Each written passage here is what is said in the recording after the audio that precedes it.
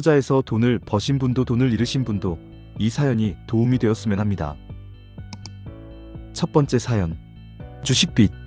지난주 수요일 아침 친구에게서 아침 일찍 전화가 왔습니다. 어머니 돌아가셨다. 시계를 보니 9시가 다 되어가고 있었습니다. 얼마 안 있어 시장이 개장되었습니다. 보유 종목의 시초가를 확인하고 적당한 선에서 매도할 생각이었습니다. 2%대의 비교적 강세로 출발했지만 조금 오르더니 이내 꺾이고 말았습니다. 시초가 회복도 어렵겠네요. 재료가 좀 더 갈 줄 알았는데 다 던져버렸습니다. 이번 주 매매는 이것으로 끝이군요. 나 없는 사이 퍽등이나 하지 말라고 해야겠어요. 간만에 아침에 씻어봅니다. 항상 장이 끝나고 나서 씻곤 했는데 씻고 나서 담배를 찾았습니다. 습관적으로 밖에 나갈 때는 담배 가방의 개수를 확인하는 버릇이 있습니다. 주머니가 비어있을 때가 많아서 담배값이 걱정돼 생긴 버릇인 것 같습니다.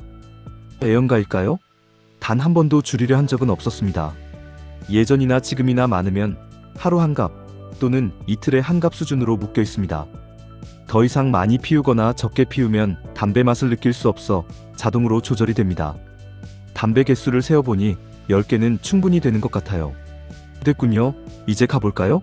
하지만 금세 난처해졌습니다. 담배는 됐는데 차비가 없네요. 다시 컴퓨터를 켜고 계좌를 뒤져보았습니다. 그래도 주식 계좌가 여러 개 있습니다. 다 합쳐봐야 300만원도 안 되는 금액이지만 미수 사용을 기반으로 매매를 하기 때문에 거의 인출 금액이 없습니다. 한 군데 계좌에 17,000원이 보입니다. 만원을 인출했습니다. 슈퍼에 가서 담배 한 갑, 라면, 식빵 등을 사고 나니 3,000원 정도 남았습니다. 부족한 돈이 준비되지 않아 찝찝하지만 차비만 있다면 족하지 않을까요? 다른 친구들은 대부분 직장에 다녀 저녁이나 밤에 도착할 예정입니다. 백수 생활은 좋긴 하지만 주머니가 비어있어 불편할 때가 있습니다. 시간은 언제나 제 편이니까요. 연봉 5천만원 넘게 받는 친구들이 있는데 그 친구들이 일에 시달리고 스트레스에 눌려있는 모습을 보면 불쌍하게 느껴집니다. 일하는 이유가 먹고 살기 위한 것일 뿐 획기적인 것이 전혀 없기 때문입니다. 저녁 일찍 친구 한 명이 서울에서 올라왔습니다. 문상을 마치자마자 저녁이나 먹으러 나가자고 하네요. 혼자 오래 있었던 터라 바람도 쐴 겸 따라 나섰습니다. 광어회의 소주, 백수로서는 이보다 더 좋은 성찬이 어디 있을까요? 한 사람을 데리고 왔는데 직장 후배라고 소개합니다. 덩치가 씨름 선수만큼 크네요. 직장 후배는 술을 자제합니다. 운전사도 데려오고 이 친구가 제 기분 맞춰주려고 온 것 같아요. 저녁 식사가 끝난 후 직장 후배가 10,000원짜리 한 움큼을 지갑에서 꺼내줍니다. 마다할 수가 없죠. 색시촌으로 술집에 가서 옛날처럼 쏘다녔습니다.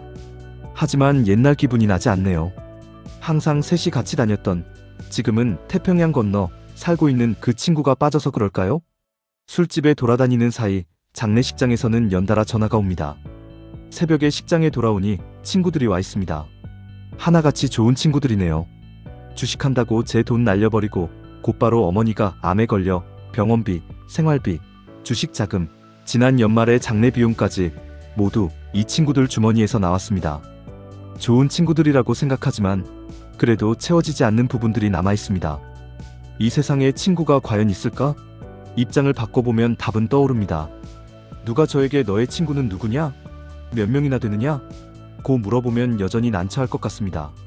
제가 힘들 때 현실적으로 금전적으로 도와준 친구는 4, 5명 정도일까요? 시간이 더 흘러봐야 알겠죠. 분명한 것은 앞으로 살면서 이만한 친구들은 더 이상 만날 것 같지 않다는 점입니다. 그렇다면 제 인생의 대단한 인연인데 다 잘 되었으면 좋겠습니다. 작년 말에 대충 제게 얼마나 빚이 있는지 정리해 보았습니다. 친구들한테 빌린 게 5천만원 정도, 어머니 쪽 빚과 합하면 거의 1억 가까이 됩니다. 어머니가 돌아가시기 전 빚 걱정에 자주 눈물이 났습니다. 어머니, 빚 걱정 때문에 병이 악화될까봐요. 어머니 쪽 빚을 다 제게 돌려놓고 일일이 만나 빨리 갚아 나가겠다고 약속했습니다. 어머니는 제 어깨에 실리는 무거움에 또 눈물을 흘리셨습니다. 그 모습이 너무 선했습니다.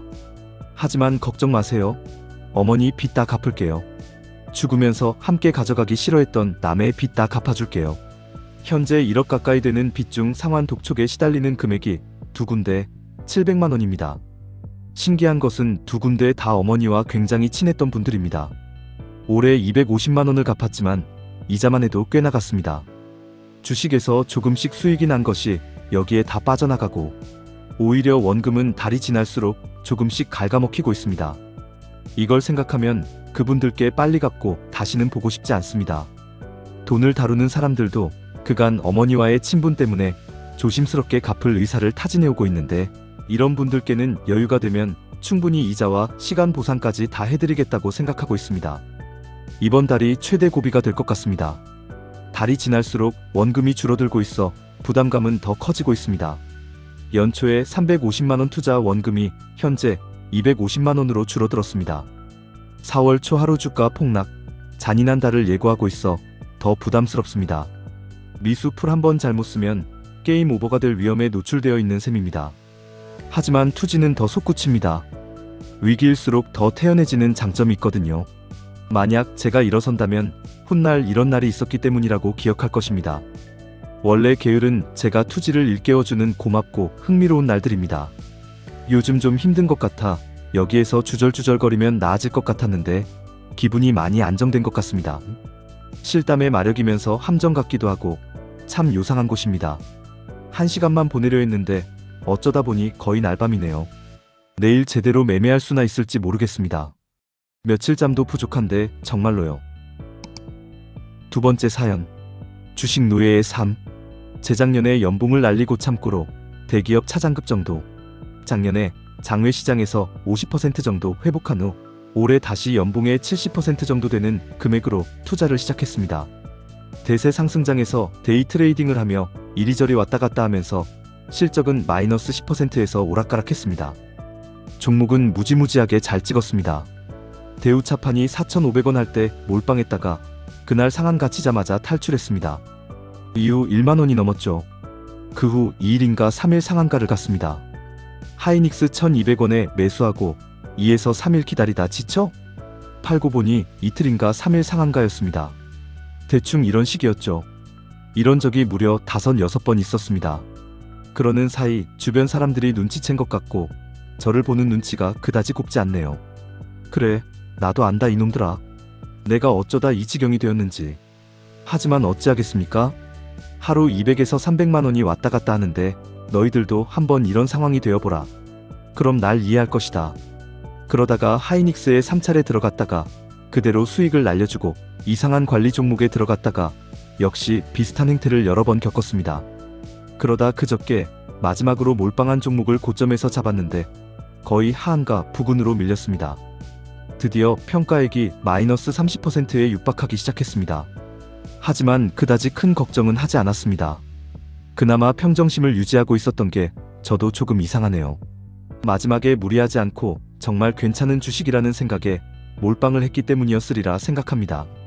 실적도 좋고 저평가된 상태에서 계속 횡보를 했으니 말이죠. 다음날 바로 어제입니다. 아침부터 매수세가 붙더니 시가가 상한가로 시작했습니다. 그리고 오늘도 상한가입니다. 평가 총액을 보니 4개월 동안 헤매이던 숫자가 제자리를 조금 넘어서고 있었습니다. 제 보기에는 2에서 3일 더 갈 분위기입니다. 상한가 잔량이 많으니까요. 하지만 던졌습니다. 그냥 본전이라도 하자고요. 욕심내지 말자고 생각했습니다. 상한가를 5번씩 돌렸다 풀렸다 하는 걸 보니 오래 갈 것 같습니다. 세력들이 하는 꼬락서니가 구역질이 나더군요. 이 꼴을 더 보다가는 돌아버릴 것 같았습니다. 내일 상한가 가서 몇백 못 먹고 털리더라도 오늘은 정말 마음 편하게 다리 쭉 뻗고 자자고 결심했습니다. 순간 손가락으로 엔터키를 경쾌하고 가볍게 두드렸습니다. 다 털고 나온 것입니다. 당분간 주식에 들어가지 않을 생각입니다. 오늘은 마음 편하게 음악이나 듣고 집에 가서 오랜만에 남편 역할도 하렵니다. 주식 중독, 돈 중독이라고 쉽게 이야기할 수 있겠네요. 바하의 안나 막달리나를 들으면서 마음을 식히려고 합니다. 때에 찌든 제 영혼, 돈 노예로 살아온 지난 4개월. 그저 이자값은 못 건졌지만 본전이라도 한 게 얼마나 다행인지 모르겠습니다. 이거라도 감사하다고 생각합니다. 저는 주식시장을 당분간 떠나려 합니다. 저처럼 성질 급하고 부하뇌동하는 사람은 돈을 잃게 되어 있습니다. 백발백중입니다. 그동안 밀렸던 일, 그리고 일에 제대로 몰두하지 못했던 저. 이제 더 이상 노예가 되지 않으려 합니다. 창문을 여니 봄바람이 가슴까지 밀려옵니다. 아내가 벚꽃놀이 가자고 얼마 전부터 졸랐는데 이번 주에는 부탁을 들어줘야겠어요. 오랜만에 마음 편하게 하루를 마감할 수 있을 것 같습니다. 봄바람이 여자를 미치게 만든다는데 저도 당분간 자연의 그런 변화에 민감해질 수 있을 것 같습니다. 아, 얼마나 후련하고 행복한지요. 봄내음과 주변에 흐드러진 벚꽃, 개나리들이 눈에 들어오고 있습니다. 참으로 오랜만에 맛보는 살아있음의 희열입니다. 영상을 보시고 구독, 좋아요 눌러주시면 제게 큰 힘이 됩니다.